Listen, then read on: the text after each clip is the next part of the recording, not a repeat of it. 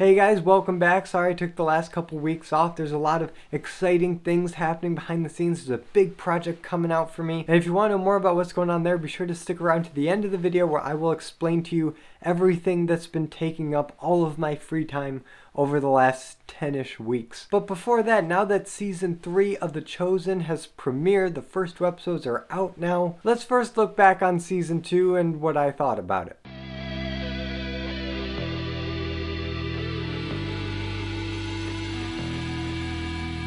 The Chosen, Season 2. And just so you know, I'm not going to be giving a recap on Season 1. If you want to know more about Season 1, I have a whole video dedicated to it, and spoiler alert, I really like this show. But Season 2 picks up shortly after Season 1 left off, and Season 2 centers around recruiting and getting everyone into the fold for the 12 disciples. That core group that knew Jesus the best and followed him in his ministry. And right away, this show has its work cut out for it because Season 1 was awesome because it actually took the time for us to get to know each of the disciples that were introduced. But by the end of this season, we have all 12. That's a lot of characters to balance in a show like this and to give all of them individual personalities and character traits so that we can tell them apart when they're all lined up together or in a circle. That's not easy. If you look at other Jesus-related projects, the disciples all kind of blend together. They're all kind of homogenous. It's like Jesus is the main guy and the rest are just the entourage. Not this show. This show really takes the time for us all to get to know each individual disciple. And I guess for the new disciples, I'll start with Philip because Philip comes in pretty early in this season and he was a follower of John the Baptist, creepy John. So he's a little bit more experienced with this whole rogue preacher thing, and he knows Andrew from back when Andrew followed John, so he kind of falls right into this family right away. But what really impressed me about Philip is that right away he takes an interest in Matthew, and Matthew is the tax collector. He's the outcast. People don't like him because of his past, but Philip recognizes that no, that was his old life. Now he's been called to do something different. So I'm going to mentor this guy because it seems like Matthew's kind of the butt of every joke. So I'm going to take him under my wing. I'm going to tutor him a little bit, give him some skills to really go toe to toe with these other disciples. And he does that. He gives them some scripture. He gets them to start learning and processing information differently where he doesn't rely so much on his intellect, because Matthew is such an intellectual person that he doesn't understand social cues. He doesn't understand the whole faith side of this whole journey. So seeing Philip and Matthew interact in this way is really cool and really satisfying for both of their characters, because not only do we start to understand Philip's character as the newcomer to the group, but also Matthew has some pretty remarkable character growth throughout this season. And that's in no small part due to Philip's introduction into this group. But the next newcomer to this group is Nathaniel. And what The Chosen does with Nathaniel is a perfect case for the kind of writing that this show brings and the approach it takes to scripture, because the scriptures don't talk about Nathaniel a lot. They don't really go into his backstory. You don't really know a lot about who he was. All we know is that Nathaniel at some point hit rock bottom and he was sitting under a fig tree and was praying to God for help, and that when he finally met Jesus, Jesus said, "I saw you under the fig tree. I knew you. I was with you. I did not turn my face from you." And that's the thing that got Nathaniel to go and follow Jesus. And what this show did is take that moment with the fig tree and expand on it. They made Nathaniel an architect, but not just any architect. He was incredibly skilled and he was a visionary and he wanted to build great things for God. He had these ambitions and he wanted to do it as an act of worship. So he went into this thing with the best of intentions, but somewhere along the line his pride or ambition got the better of him and it became about him and not about God.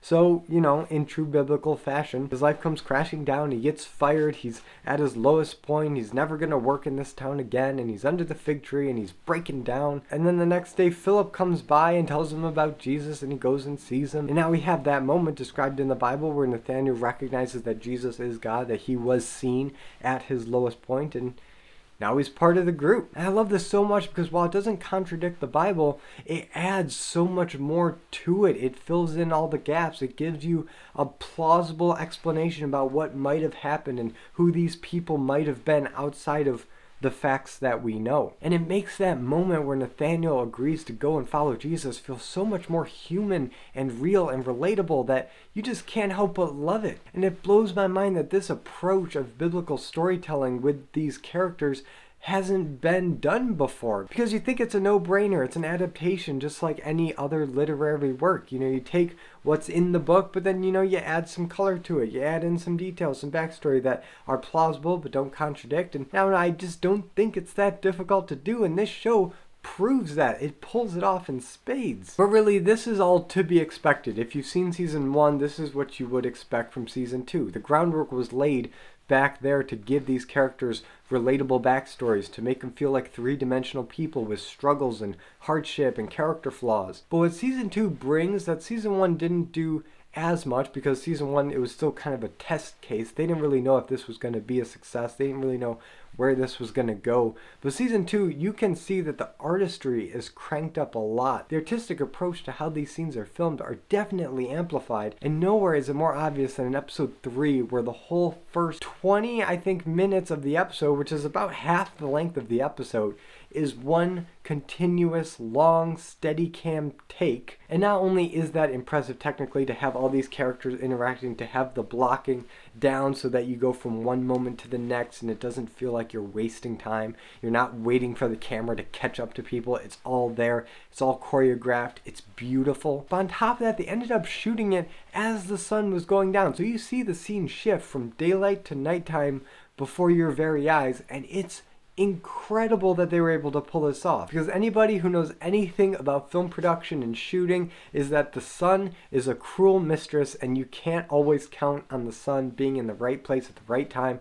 But for some reason, it was the last take of the day, and the sun just happened to sink as they were shooting, and they were able to switch out the lighting scheme right on time as things were going on so that everything looks smooth, and it looks just so beautiful. And I can't imagine how stressful that shooting day was, but it just worked, and I applaud the whole cast and crew and director Dallas Jenkins on this, because that may be the most impressive thing that this show has pulled off ever, or probably will pull off in the seasons to come. I don't know how you can top that. But this isn't the only place where this show gets more ambitious, because right after that episode, the next episode, episode 4, opens with this backstory of these two brothers, and one of them gets paralyzed at a young age and goes through all these treatments and theories about how to get him better, and nothing works, and you see him grow up, and his younger brother grow up with him, and they kind of grow apart. It's this very moving backstory. It actually reminded me of the intro to Up, but instead of a married couple, it's these two brothers. But the same principle applies, because just like that montage in Up, there's no dialogue. This is told exclusively through visual storytelling and the music. And I won't undercut the music. The music does play a good role, and the music in the show is phenomenal. I love the score. It's fantastic. The only negative I will say about the music in the show is that the title sequence, I don't think the kind of gospel style of the theme song works to the show's advantage. It just seems a little too modern compared to the period setting and the real efforts that this show takes to make you really believe that you are in 30-something AD Israel. But really, that's a nitpick. It doesn't ruin the experience for me. But all in all, the score is really good. I just love the story of these two brothers. The brother that got paralyzed ends up being the paralyzed man at the Bethesda pool that Jesus heals on the Sabbath. As apparently is big controversy, because Jesus broke the rule about no healing on the Sabbath and told the man to pick up his mat when you're not allowed to carry anything on the Sabbath. So, that's not making Jesus any more popular with the religious leadership. But what's more impactful than just that miracle, and that miracle is pretty impactful, the way the dude reacts to being healed. It's just so much joy and relief to be able to stand and walk again. It's amazing. But really, the emotion comes from his brother. Now, his brother, Simon, not to be confused with Simon, who will later be called Peter, but Simon the Zealot, or Simon the Zealous, as depending on the translation that you read. But the approach that this show takes to Simon is that not only was he just a generally zealous person, but he was actually part of this order of zealots that wanted to overthrow Rome and free the Israelites from their oppressors, this whole revolutionary mindset, and they're going to do it through assassins and sneak attacks and killing magistrates. And Simon is prepping for this mission, and when he goes to actually execute his first mission as a zealot, he sees his brother walking, and he knows the Messiah is coming, so he puts his weapon away, doesn't go through with the execution, and goes and finds Jesus and joins his group. And this is really effective storytelling, because what they did here is they took two different situations in the Bible and combined them. They wove them together in a way that doesn't contradict the Bible, like I said earlier, but it does paint a bit clearer picture. It makes the world feel tighter, more interconnected, more lived in. Because the more you care about one character, say the paralyzed man, the more you care about Simon, because they're brothers, they're related, they have a connection. So what happens in one story affects the other and vice versa, so you just care more in general. But if I were to nitpick one thing about Simon's character, and I guess the show in general, I mentioned in the first season how I wish they made Matthew a little more of a scoundrel, and I still kind of stand by that, although I do appreciate now a bit more of where they're going with Matthew. And I love Matthew as a character in his own right. I think he works. I just would have liked to see a little bit more of a scoundrelly tax collector, a tax collector that ripped off his own people, and to see that person be changed after meeting Jesus. I kind of wanted to see the same thing with Simon. They make it very clear that Simon was on his first assignment, meaning he hasn't really killed anybody yet. He hasn't crossed that line.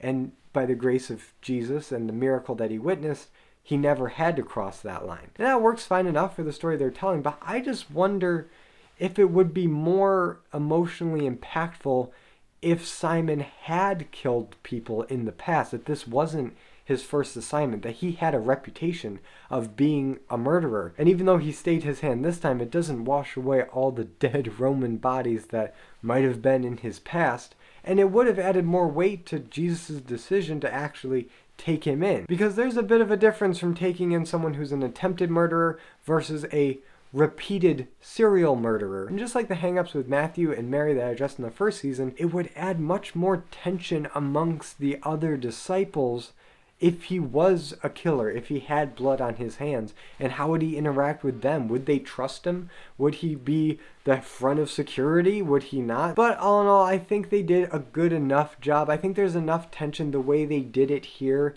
to give you those dramatic moments. I just think it would be a lot higher if they had given more of a dirty backstory. But I'm not the boss, I don't make these decisions, and I do trust Dallas for delivering us a great show because he's doing a great job so far. This is of such a higher quality than so many biblical projects that I've seen, and it's really inspiring to see just how much success this show has gotten, through no small part because of Dallas's leadership. And the bulk of this season really does center around the preparations for Jesus' big sermon, the Sermon on the Mount. And he sends the disciples to go gather, various tools and equipment for this big sermon to acquire the land. And when a bunch of the disciples go and look for the land, they come across Judas. And Judas is a character that they introduced. They didn't say his name for a long time, and you're like, okay, who is this guy? He seems to be kind of good with money. He's a businessman. He's in real estate with this other guy. So what's going on here? And then you realize that, oh, this is Judas. This is the man that is going to betray Jesus at the Last Supper and ultimately lead to his crucifixion. And it is going to take a lot of hard work on this show's part to get us, the audience, to trust this guy, because he seems like an alright guy. He doesn't seem like a mustache twirling villain. He actually seems very enthusiastic about joining Jesus. He's the one that actually convinces the landowner to let Jesus and his disciples use the land on this mountain for the Sermon on the Mount. So he's already working with the disciples, helping further Jesus' ministry. And you see his eyes kind of light up as this happens, that he's finally found something bigger than himself, that he can really go and be a part of this. So I really hope in the next few seasons this show continues what they've set up with Judas. Again, we haven't seen a lot of him yet, and I hope that they won't lean too much into his betrayal later. I hope that we really get to know Judas as a character in his own right, because we all know what's going to happen.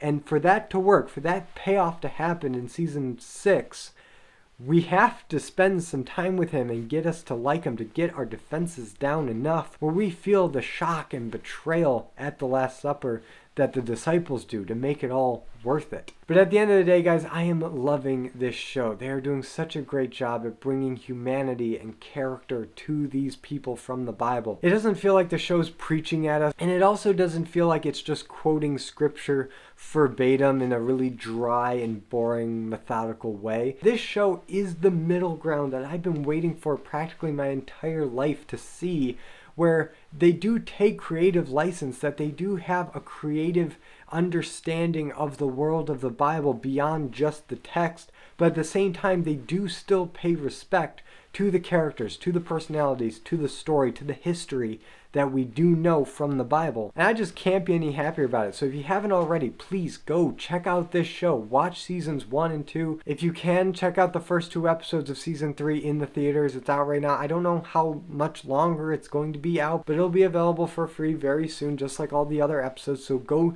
check that out, experience the show, because it is definitely worth your time. But now I turn it over to you guys. What did you think about season 2 of The Chosen? Please, no spoilers for season 3 yet. I'll get a season 3 video up as soon as all the episodes are out and I have a chance to watch them. But until then, let me know your thoughts about season 2. I'm really curious. But now we come to the part where I'm sure all of you have been waiting for. What the heck was I doing for the past 2 weeks? And actually, it's been a lot longer than 2 weeks, but the past 2 weeks I have been 100% invested in getting this project off the ground. And what is this project? Well, if you don't know already, I'm currently a senior at the Savannah College of Art and Design in Atlanta, Georgia. And as a senior, we're encouraged to create what's called a capstone film. And that's basically a film that encapsulates everything that I've learned over the past 3 years at SCAD. And the film that I'm making is entitled Moriah, the Lord Will Provide. Now, Moriah refers to the mountaintop that Abraham was commanded to sacrifice his son Isaac in the Old Testament in Genesis 22. And this really is an Old Testament picture of Christ's sacrifice in the New Testament. You have this young 30-something-year-old guy laying himself down as a sacrifice, ultimately doing his Father's will. So over the past 10 weeks, I've been amassing a crew to really get this project off the ground, and I'm happy to say that this film is happening. We're looking at starting production in late February, early March. So in the meantime, please consider following our social media. It's called Moriah Film on both Facebook and Instagram. So follow those. We'll be giving you crew updates, cast updates, location updates. Every update that we have will be made on one or both of these social media accounts. So please follow both of them so you don't miss anything. And I can't wait for you guys to see the finished result. So again, links are down in the description below. And if you like this video, be sure to give it a like and subscribe for more content and hit the notification bell to be notified every time I upload a video. As always, I'm Colby. This is my nerdy talk, and I'll see you in the next video.